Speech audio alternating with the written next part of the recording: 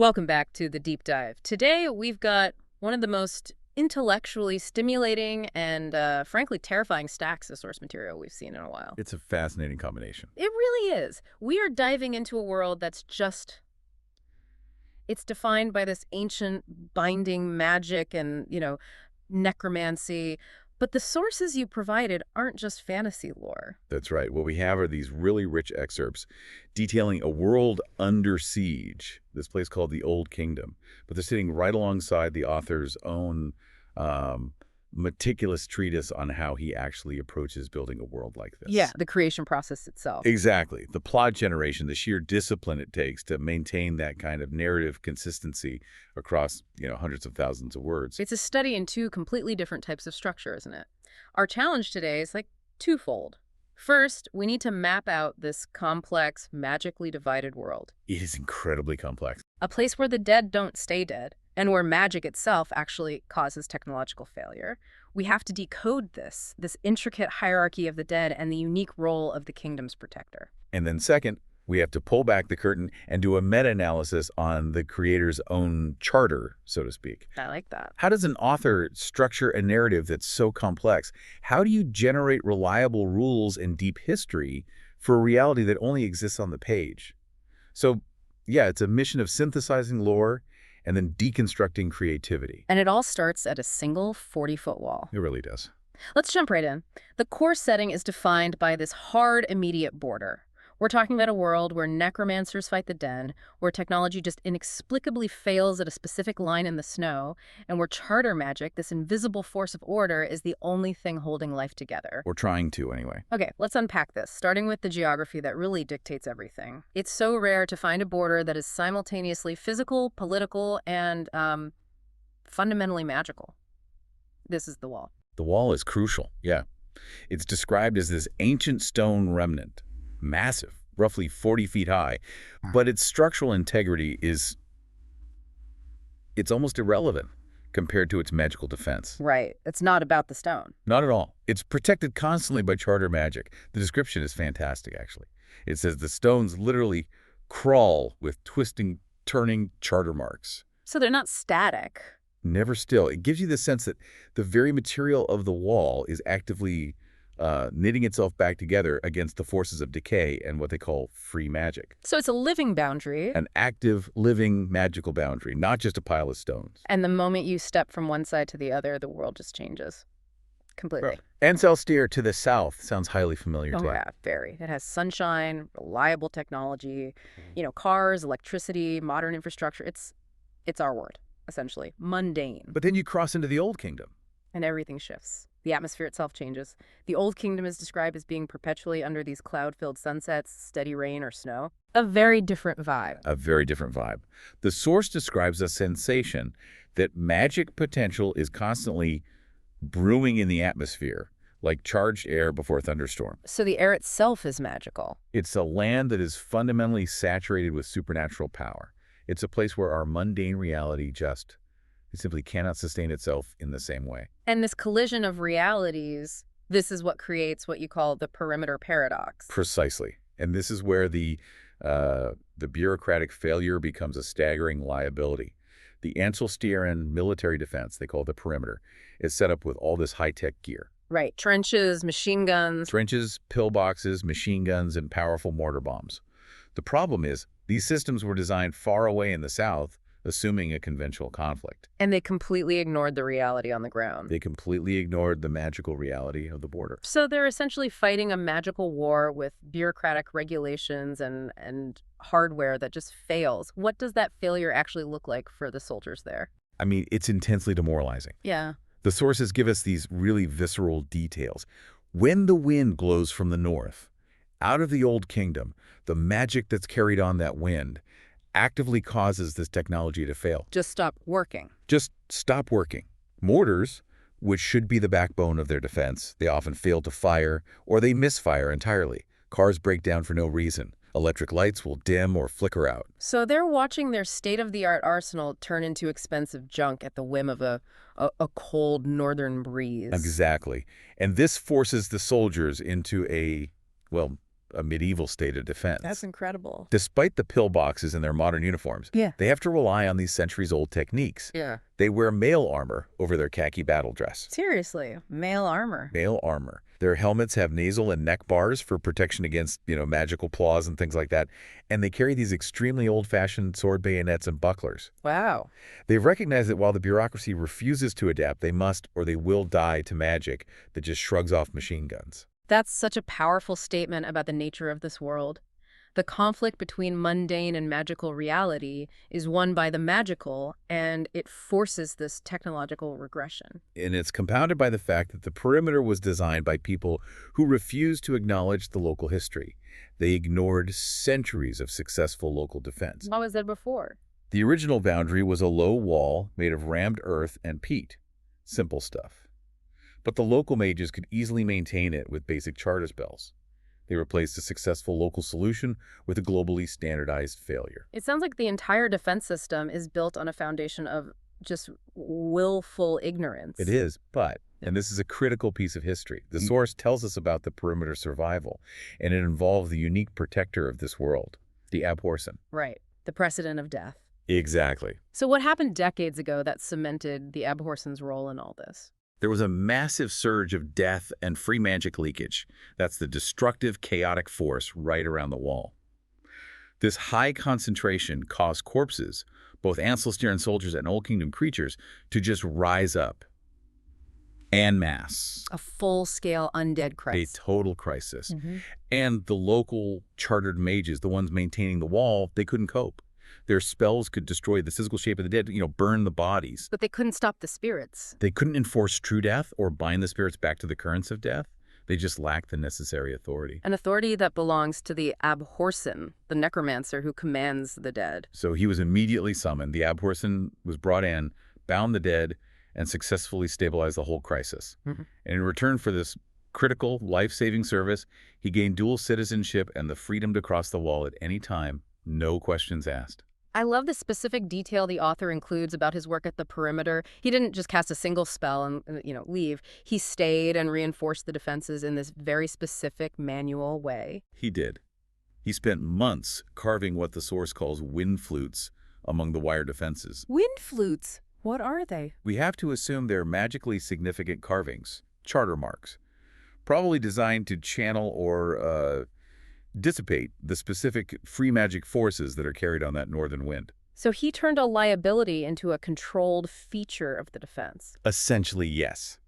And this past service is the reason why Colonel Horace, the current perimeter commander, maintains this deep, unshakable loyalty and debt to the Abhorsen and his family. Horace is one of the few military leaders who actually acknowledges the magical truth that headquarters refuses to admit. So, at the end of the day, the wall is protected not by the Ancelstierre and government's technology, but by ancient charter marks and a quiet debt owed to a family of magical specialists. That's the truth of it. That sets the stage perfectly for understanding the forces at play here. It really does. So, diving deeper into the specifics, let's talk about these two major opposing forces that govern existence. Charter magic and free magic. They're less about spells and more about the fundamental architecture of the universe itself. They really are cosmic principles. Charter magic is the force of order. It's the principle that prevents everything from just descending into chaos. It's described very poetically as the bonds that hold everything together. Like a universal law. Exactly. A continuous universal chant that, and I'm quoting here, listed all things that lived or grew or once lived or would live again. It's the constant humming background noise of reality.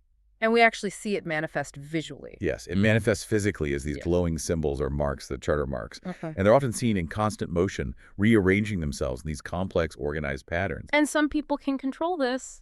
Right, the charter mages, like Magistrix Greenwood. They're trained practitioners who can channel this order. They use it defensively, creating warding symbols, barriers, and functionally, powering eternal lanterns or weaving the very fabric of the flying transport, the paper wings. There's that great scene where they draw lines of golden fire in the snow with a sword. Yes, and those marks set hard like glass, creating this temporary solid barrier.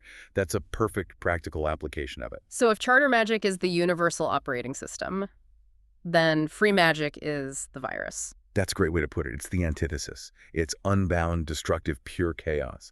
It is the raw, unrefined power that exists outside of the Charter's influence. And it manifests in some pretty terrifying Oh, ways. yes. As a chilling mist, unnatural flames that burn without any heat or this intense, suffocating darkness, it's the power used by the evil necromancers, and most dangerously by the Dead Adept Kerrigor. And the structural integrity of the entire world seems to hinge on the Great Charter Stones. Absolutely. These are the physical anchors of the Charter's power. The breaking of these stones is what allows the dead to wield free magic more easily in life. It's like it's tearing holes in the fabric of order, And two are already broken. which is a sign of an existential crisis, not just some local trouble. This brings us to the unique protector who has to navigate both of these forces, the Abhorsen. This role is a paradox in itself, a necromancer who works for life. The Abhorsen is fundamentally a necromancer, yes, but one who uses that power in reverse. They are bound by the Charter to negate chaos. So they use necromancy against the dead. They use magic, including their bells, their sword, and their sheer will, not to raise the dead, but to compel them back into death and protect the living. It's a Charter-mandated authority to enforce the natural flow of death, making them the ultimate guardian against free magic's misuse. Okay, the tools. The primary tools for this compulsion are the silver handbells. They're not just, noisy gadgets. They are instruments of absolute control. But before we get into them, we need to understand the concept they control. That's a really good point. The efficacy of the bells relies on the existence of the 9 gates of death. The 9 gates? Right. While the source doesn't list all 9, we understand that death is not a single endpoint. It's more like a river, with increasing stages of oblivion. So the further you go, the less of you there is. The first few gates are where the dead can retain their consciousness and will. The later gates are closer to true oblivion. The 9th gate is the ultimate termination point, the final destruction of the spirit. and the Abhorsen's job is to push them through those gates. To compel them, yes. Forcibly, if necessary. Okay, that context makes the power of the bells much, much clearer. So tell us about the bandolier of bells. It's a hierarchy of compulsion and necessity. First, you have Rana, the sweet sleeper. The gentlest one. The most gentle, yes. Its power induces slumber. It's used to temporarily incapacitate the dead or even to put the living to sleep. It's a soft restraint. Then it gets more serious. Much more. Next is Sereneth, the master or the domination. This is about control. It binds dead creatures directly to the ringer's will, forcing them into obedience. Okay. And after that? Kibeth, the walker. This is the bell of passage. It grips the dead and compels them to move, specifically towards the 9th gate. It forces their final journey. And then there's the last one, the most dangerous one. The Sabriel, the sorrowful. Yeah. This is the ultimate terrible banisher. It's the absolute last resort. Why? What does it do? The source warns that if it's properly rung, it casts everyone who hears it far into death, including the ringer themselves. Wow. So using it is a suicide mission. It is. This is why the bell is synonymous with necessary self-sacrifice. It guarantees the removal of the enemy, but at the cost of the user's life. A life that's cast beyond even the 9th gate. Chilling. Then there is the physical weapon, the Abhorsen sword. It sounds like it has its own intelligence. It's highly sentient, yeah. Steeped in lore. It was crafted by the legendary wallmaker, made of charter-spelled silver and bronze. Crucially, it's designed specifically to slay things that are already dead. So it's not a weapon for fighting the living. No, not at all. And its inscription actually changes to reflect the situation. Eventually, it carries the full history of the world. The Clare saw me, the wallmaker made me, the king quenched me, the Abhorsen wields me. So it's a historical artifact that adapts to the moment. Exactly. It's a living piece of history. And the Abhorsen keeps these powerful sentient tools right in their house, starting with the white cat, Mogget. Mogget. He looks like a house pet, but he is actually terrified. He is a massive risk. Mogget is secretly a free magic creature of tremendous, potentially evil power. The source calls him a terrible guardian. So how is he controlled? The Abhorsen keeps him bound with an ancient red leather collar and a miniature Sereneth bell.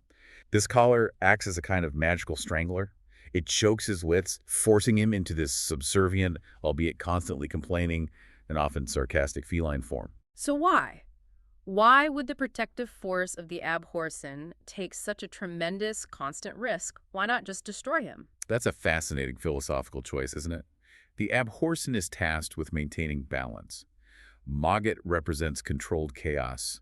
He's free magic, that has been captured and put to work for order. So he's a weapon. He's an unparalleled source of power. He literally holds the potential to combat the strongest dead adepts, but only if he's contained. It speaks to the Abhorsen's role not just as a destroyer, but as a warden of powerful, necessary evils. Using the enemy's own strength against them. Even if it requires a daily constant risk. That makes perfect sense. The second major tool you mentioned is the charter sendings. Right. These are the ultimate expression of programmed order. They appear as these human-shaped servants' cowled figures with transparent hands defined entirely by swirling charter marks. Not really people at all. Not at all. They're woven into existence by charter magic and are incredibly long-lived, serving as the automated staff of Abhorsen's house. And they follow specific, unbending programming. And their dedication to that programming is absolute, sometimes comically so. Indeed. We see this ruthless efficiency in the description of the cream-dressed servant tyrant who, upon Sabriel's arrival, forcibly washes her, regardless of her protests. Just following the protocol. Her duty is paramount. It demonstrates their programmed nature, ultimate order, but without any independent will or capacity for empathy. They anchor the house, they staff the defenses, including the paper wing itself. It shows how the charter can be molded into these incredibly complex, automated systems. Okay, so analyzing the dead themselves requires us to understand their classification because they range wildly from just spiritual debris to entities capable of engineering a kingdom's downfall. The nature of the threat depends entirely on which gate of death they've managed to resist. The sources provide a clear taxonomy, moving from low intelligence to high willpower entities. At the bottom of the scale, we have the lesser dead, the remnants. The most basic laborers being the dead hands or shadow hands. What are they used for? They're low-intelligence, servile spirits. They're often forced into manual labor by necromancers, things like carrying grave dirt, which seems to sustain their connection to the life side. You usually only encounter them in free magic-tainted areas. And there's a key detail about destroying them. A very crucial detail for their final rites. Without their heads, they cannot be given true death and freed. It highlights the need for complete spiritual and physical destruction of their remnants. Then you have creatures that are more actively predatory, like the Mordot. The Mordot is much more insidious. It's described as a clever, rat-like spirit form that possesses fresh corpses specifically to hunt the living. That's horrifying. The psychological impact of their attack is chilling. The source says they can drain life instantly, leaving the victim's body like burnt paper. Like an erasure of the person. A total spiritual and physical depletion. Fortunately, they're easier to destroy than stronger spirits. They're vulnerable to charter-spelled blades and the power of the bells. And we also see creatures that weren't even human to begin with, like the Gore Crows. The Gore Crows are just an unnatural horror. They're regular crows that have been killed ritually and then infused with fragmented spirits. This allows them to fly and act through free magic. How do they do? By sheer force of numbers. They act as these terrifying, organized swarms, a horrifying reminder of free magic's capacity to corrupt the natural world. Moving beyond those simple predatory forms, we get to those who resist the flow of death through sheer willpower. You mentioned Throck. The Throck is a potent, centuries-old example. It held itself stubbornly on the life side of the fourth gate for 300 years. The fourth gate, that's significant. It's a huge deal. Holding against the fourth gate requires immense constant willpower. It suggests that most spirits who pass that point lose their sense of self. Throck sustained itself by preying on lesser spirits and possessing highly decomposed bodies. Which is why it terrorized small settlements. Exactly. It needed that constant leakage of life to replenish its spiritual form. And Sabriel defeats a creature like this at a place called Cloven Crest. What did that engagement tell us about the power of the Abhorsen's bells? It showed that for a high-will creature like Throck, you need precision. She couldn't just, ring any bell. She defeated it using the combined force of Serenith to master and hold its will, and then Kebeth to compel it directly toward the ninth gate. Forcing it to let go. It required forcing a centuries-old consciousness to finally let go of its grasp on life. Okay, now we have to address the true predators, the greater dead. The quintessential greater dead mentioned is the Mordicant. It is, and I quote, the worst of them all. What does it look like? A massive, bear-like creature shrouded in magical flame, constantly raging and howling. Its danger lies in its pure destructive fury. Does it have weaknesses? It does. Specific ones. Running water and strong sunlight slow it down significantly. This explains why the perimeter soldiers strategically use water for defense, and why crossing the breakwater gap at a place called Nesto was such a huge challenge for the creature. It is pure, concentrated, destructive hate. But the existential architect of the Old Kingdom's misery is Kerrigor, the Dead Adept. Kerrigor is the ultimate enemy, because he embodies both free magic power and high intelligence.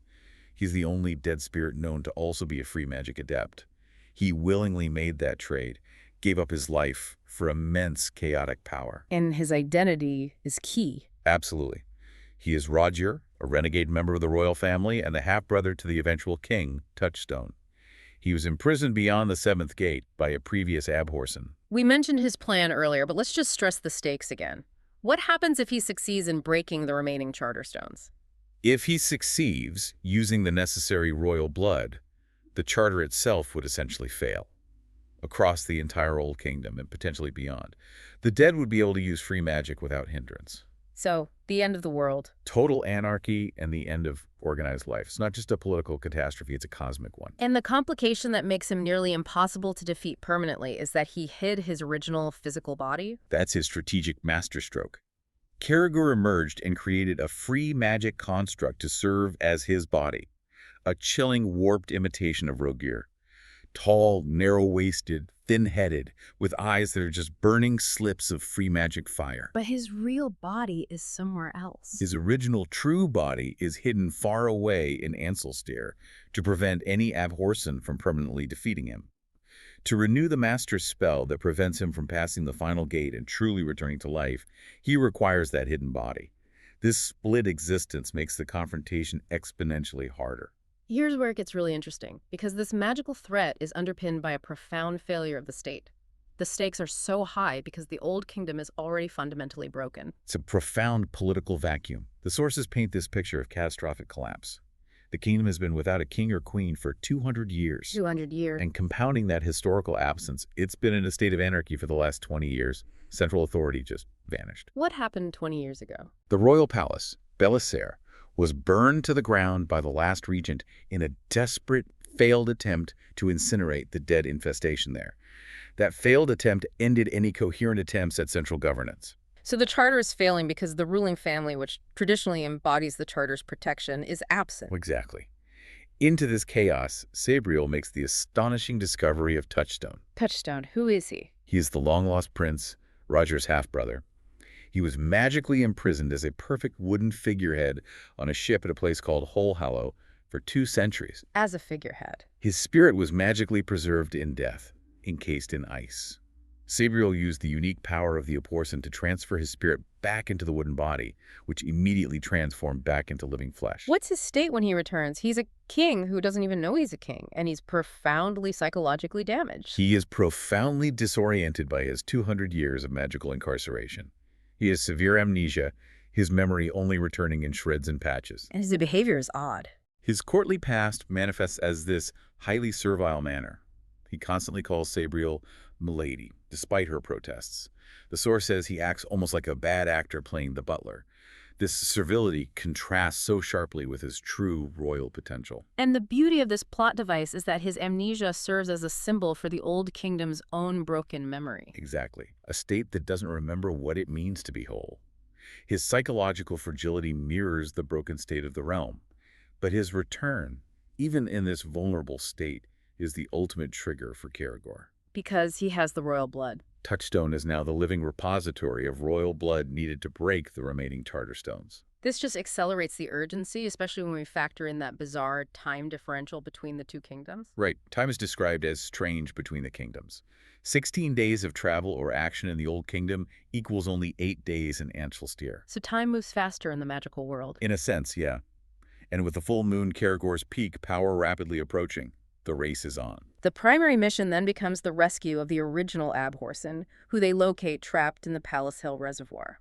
The reservoir is a deeply corrupted site. It's where the queen was assassinated and where Kerrigor, as Roger, first broke the 2 Charterstones. The water is tainted with free magic. It causes physical nausea and searing pain to charter mages. And the Abhorsen was lured there. Lured there by Kerrigor, who planned to use his royal blood.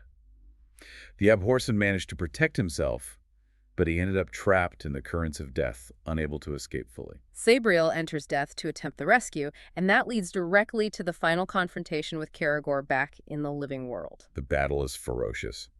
Kerrigor attacks, specifically seeking Touchstone's blood to finish the job of destroying the Charter.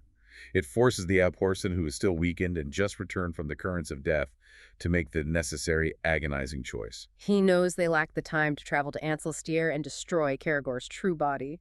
To save the kingdom now, he has to pay the ultimate price. He draws and rings as Sabriel, the sorrowful. The final bell. The final bell. It doesn't just kill. It is the ultimate banisher. It compels everyone within earshot far beyond the ninth gate, the point of no return. It's the necessary self-sacrifice. A terrible choice. The source describes the immense spiritual weight of this act as Abhorsen counts his final, hard-won 100 heartbeats. Yeah. The ringing of Sabriel removes both himself and Kerrigor from the realm of life. Kerrigor is banished, but he isn't truly destroyed. And that's when we get the totally unexpected intervention from Mogget.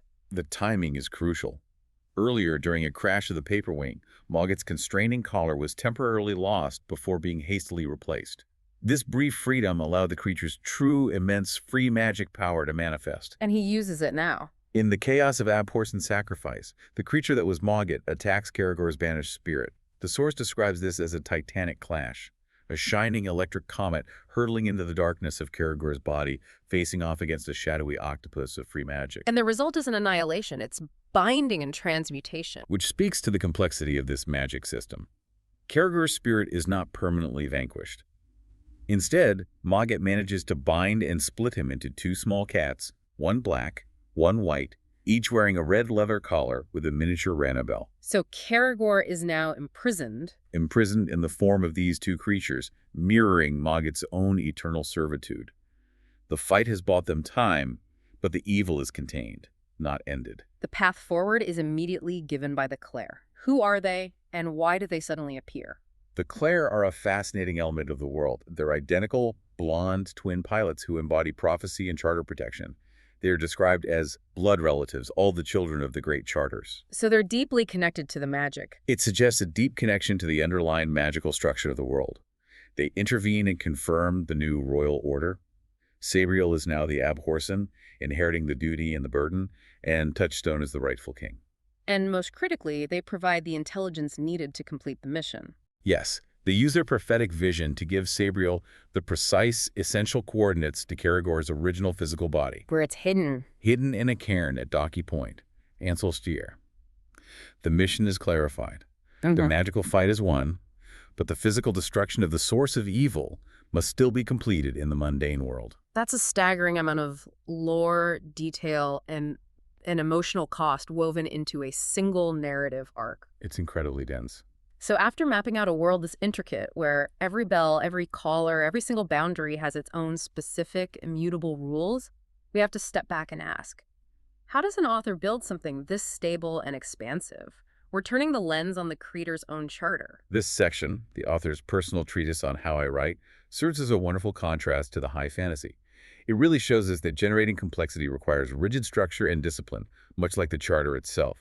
It details the four main stages of the author's process: thinking, planning, writing, and revising. And the entire enormous concept, the genesis of the Old Kingdom, it started with a single image, what the author calls the inspiration as the seed. That's the thinking stage. The author notes that books often stem from a single image or a compelling what-if that just lodges in your brain and grows. The defined example here is Sabriel itself, which began from seeing a photograph of Hadrian's Wall. Right, Hadrian's Wall. The photo showed a green, civilized lawn in the foreground, and then immediately behind it, these snow-covered wild hills. That is the perfect, immediate visual metaphor for the divided world they ended up creating. Precisely. It's the visual pivot point, a border where one reality ends and another begins. The goal of this initial stage isn't even to plot, but just to jot down bullet points or mnemonics in an ideas notebook to ensure that original thought, that core emotional hook, isn't lost. Once that seed is planted, the next step is structure as the skeleton. This is the planning stage, which might sound restrictive for a creative endeavor, but the author finds it essential. He emphatically believes in writing detailed chapter outlines for all his longer works. He admits he always deviates. the story inevitably pulls away. But the outline serves as an indispensable roadmap or central skeleton. A place to come back to. It's a disciplinary tool that forces the author to think through the story's logic. And it provides a fixed reference point to return to when the complexity of the narrative, like the numerous magic systems and political histories we just discussed, threatens to overwhelm the writer. How often does this blueprint get revised? Oh, often. He notes that the outline itself is often revised 2 or 3 times before the writing even begins, and then continuously as the book progresses.